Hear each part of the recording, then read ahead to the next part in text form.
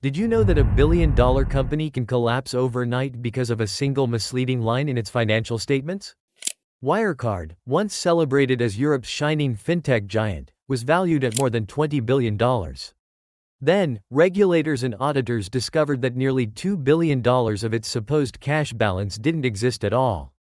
In an instant, investors lost fortunes, employees lost their jobs, and Germany faced one of the largest financial scandals in its history. And the shocking truth? This wasn't a product failure. This wasn't a market failure. It was a failure of reporting. A failure that ACCA's Strategic Business Reporting exam is designed to prepare you to prevent. Now think about Carillion, a British construction giant managing schools, hospitals, and infrastructure across the UK. Its glossy financial statements told one story: a healthy, growing, reliable company. But underneath, debt was exploding. Projects were delayed. Costs were out of control. By the time the truth surfaced, Carillion collapsed, leaving thousands of workers jobless, pensioners devastated, and the government forced to intervene. And here's the blunt reality: if those reporting professionals, CFOs, and directors had applied the mindset you build through SBR, they would have spotted the danger signs earlier. They could have saved billions. A company doesn't collapse because it runs out of money. It collapses because it runs out of trust. That's what SBR exists to protect. Most people approach SBR like it's just another ACCA paper. Learn the standards, memorize IFRS, write it down in the exam, and hope for the best. But let me be brutally honest with you: if you're doing that, you've already failed.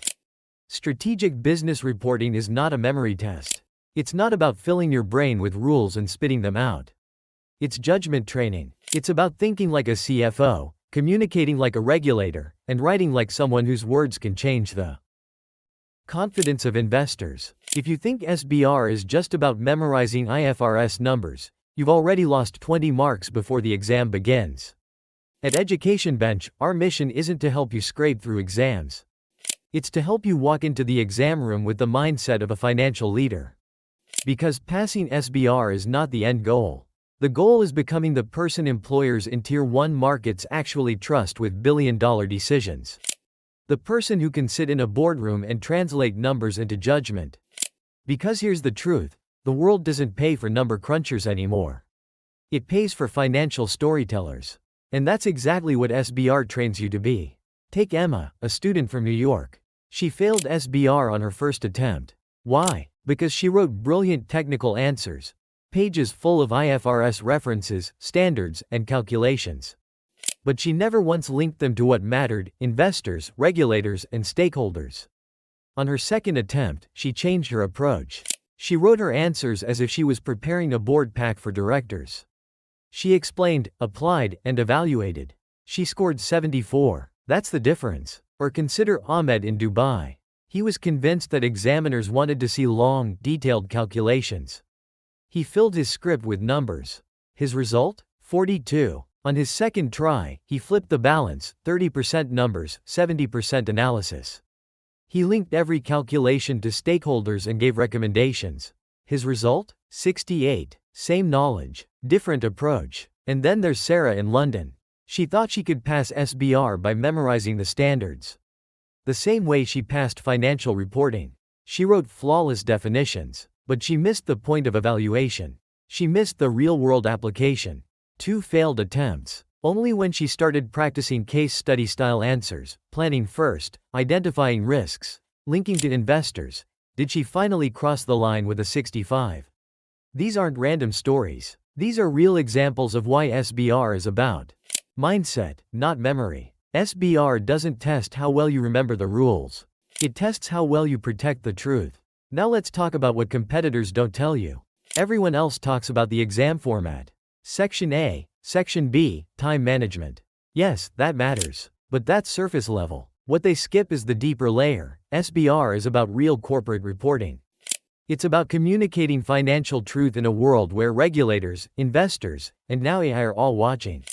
Let me give you an example. Right now, ESG reporting, environmental, social, governance, is exploding.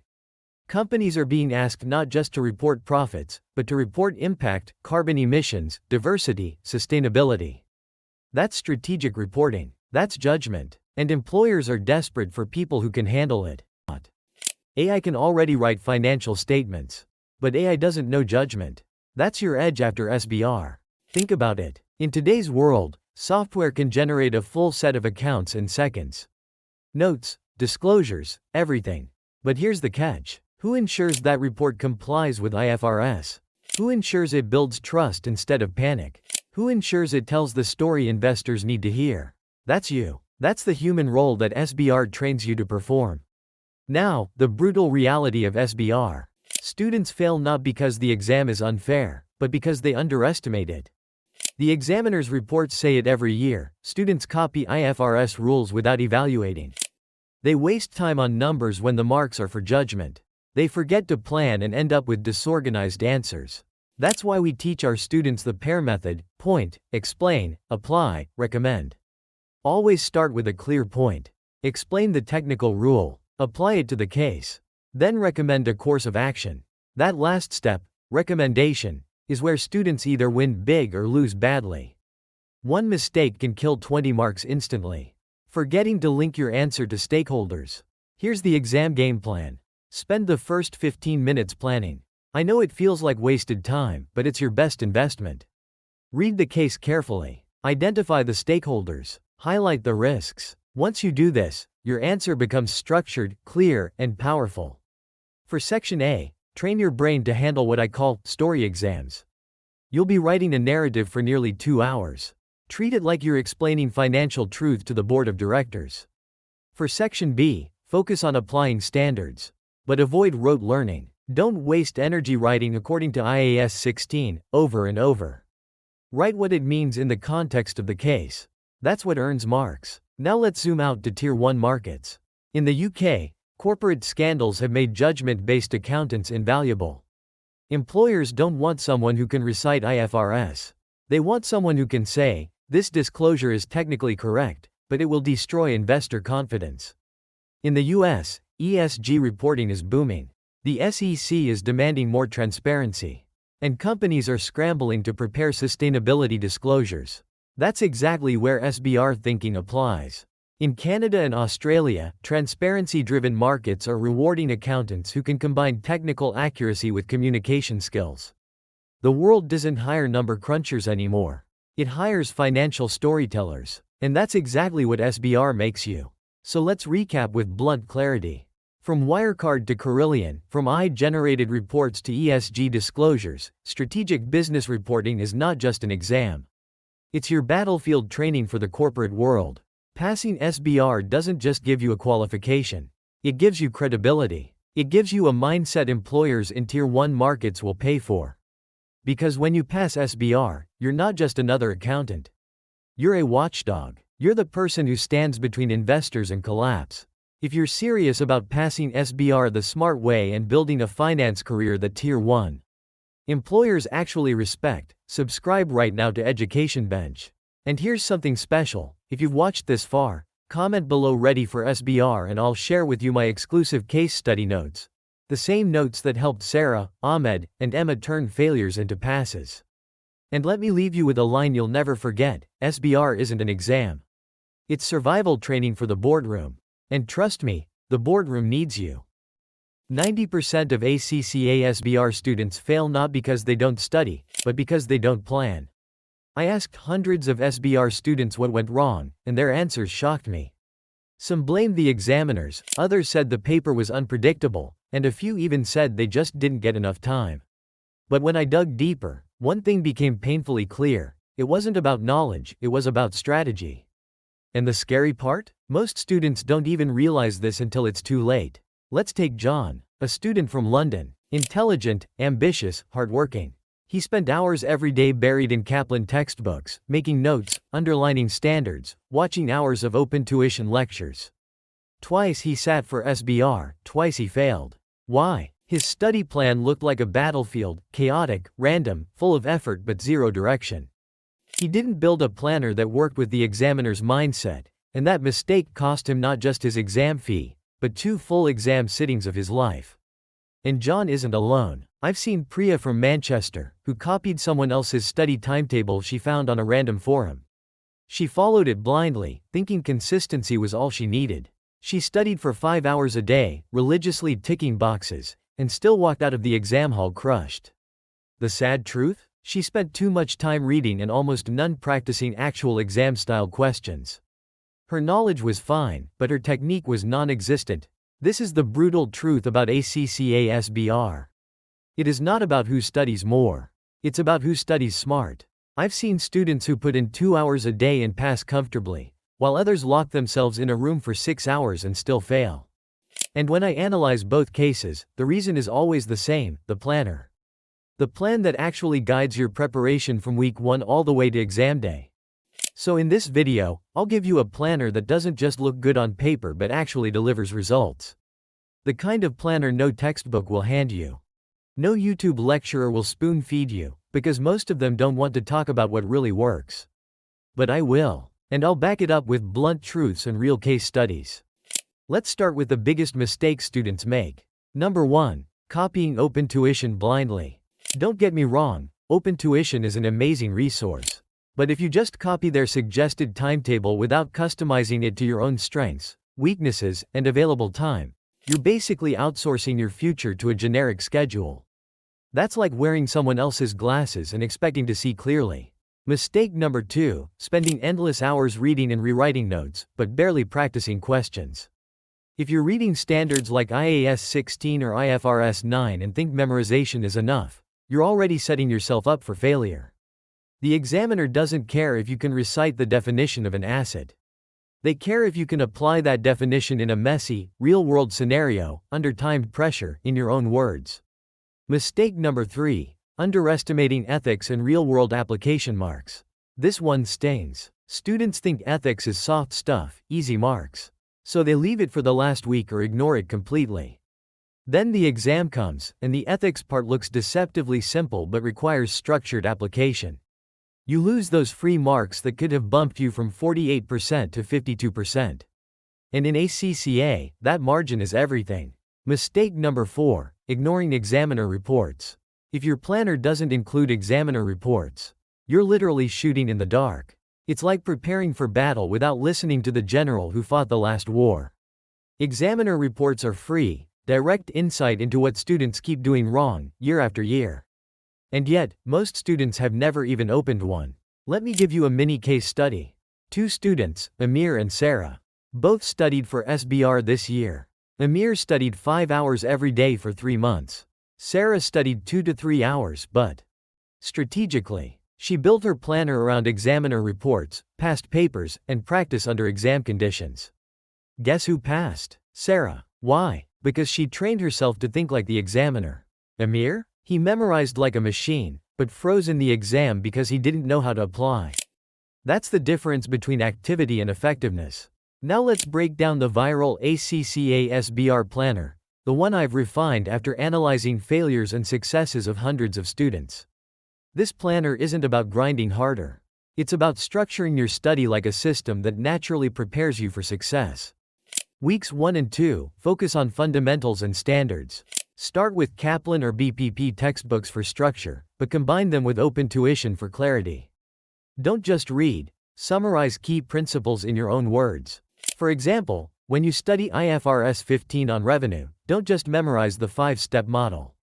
Write your own simple case. Imagine a mobile company selling phones with bundled services. Explain how you'd recognize revenue. That's active learning. Weeks 3 to 5, this is where most students go wrong, they stick to books. But this phase is pure practice driven. Every week, tackle past paper questions. After each attempt, open the examiner's report for that sitting and compare. Where did students fail? Did you make the same mistake? For instance, many students lose marks for not explaining the impact of accounting treatments on financial statements. If you don't train yourself to write that naturally, you'll lose those marks too. Week 6, Ethics and Current Issues. The most ignored but one of the highest scoring areas. Students think ethics is just common sense, but examiners mark it with surgical precision. Learn to apply ethical frameworks, not just state them. And current issues like sustainability reporting, climate-related disclosures, and emerging standards? They may only be a small part of the syllabus, but they're exam gold because most students skip them. Week 7. And 8. Mock exams. This is where you simulate the battlefield. Sit with a timer, no distractions, and attempt full past papers. If you're only practicing isolated questions, you're fooling yourself. Because in the exam, your brain needs to manage time across multiple questions, prioritize, and stay calm under pressure. Final week, review weak areas only. This is not the time to learn new topics. If you've ignored ethics until now, sorry, you're too late. The last week is for refining, revising your personal summaries, and practicing tricky areas one last time. Now, 3 things I wish every student knew before SBR. First, ethics are free marks. Don't throw them away. Second, writing skills matter more than technical knowledge. The examiner rewards clarity, structure, and application more than textbook regurgitation. Third, time allocation decides pass or fail. Many students know enough to pass but run out of time. That's the saddest failure because it was preventable. Let's talk about resources no one tells you about. Everyone knows Kaplan and Open Tuition. But the real gems are ACCA technical articles, which are written by examiners themselves. These articles reveal how to handle specific tricky areas like leases, financial instruments, or performance measures. ACCA podcasts are another hidden weapon. They cover case-based applications and examiner insights. And accountability apps? Game changers. If you struggle with consistency, find a study buddy or use an accountability app to keep yourself on track.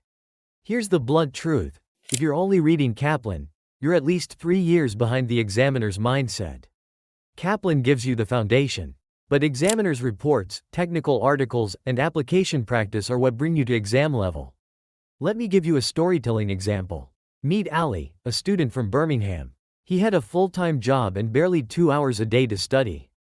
Everyone told him it was impossible. But Ali built his planner around efficiency. He didn't read the textbook cover to cover.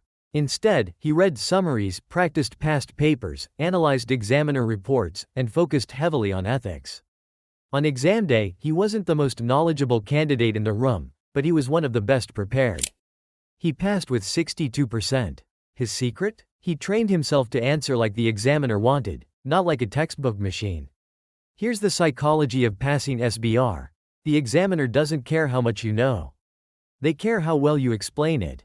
Imagine writing a perfect technical answer that no one can follow. Guess what? You'll still fail. But if you write a structured, clear, applied answer, even with less technical depth, you'll score higher. Because exams are about communication, not just knowledge. Now, let's do the do's and don'ts. Do practice writing answers, not just reading. Reading makes you feel smart but doesn't train you for the exam.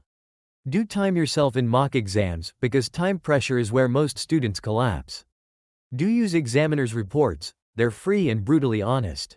Don't binge watch lectures without active practice. Don't leave ethics for the last week. Don't underestimate current issues like sustainability reporting, because they're increasingly being tested. Don't just watch this video, build your planner today. Because the students who take action now are the ones who pass on the first attempt. And if you want me to break down a real student's SBR planner live, drop it in the comments below. And remember, subscribe to Education Bench. Because we don't just teach ACCA. We teach ACCA the way the top 10% of students actually pass.